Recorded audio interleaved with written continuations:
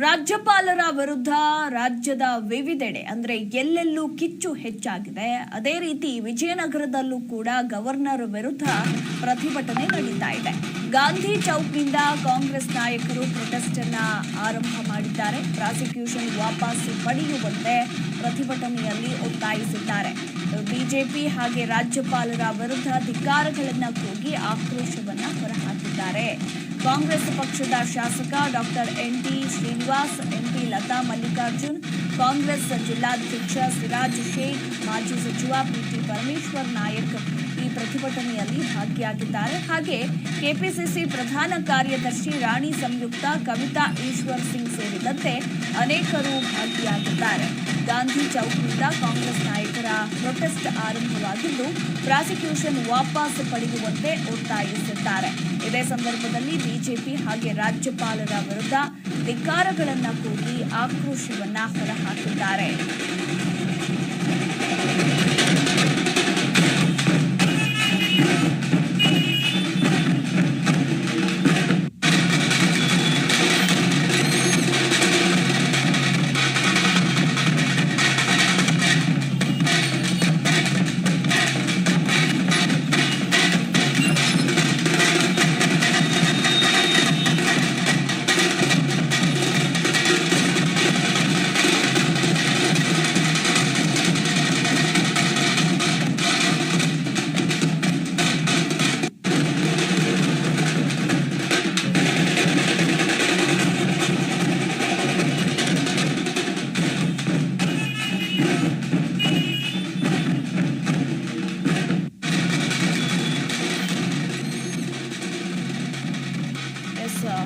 ವಿಜಯನಗರದಲ್ಲಿ ನಡೀತಾ ಇರುವಂತಹ ಪ್ರತಿಭಟನೆ ಇದಾಗಿದೆ.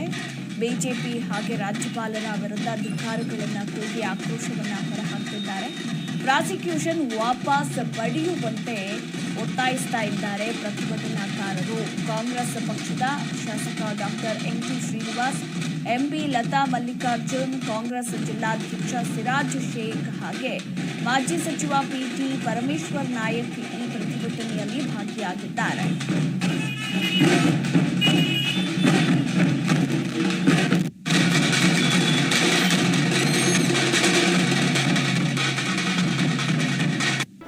ಜಿ ಕನ್ನಡ ನ್ಯೂಸ್ ಈಗ ನಿಮ್ಮ ಮನೆಯಲ್ಲೇ ನೋಡಿ.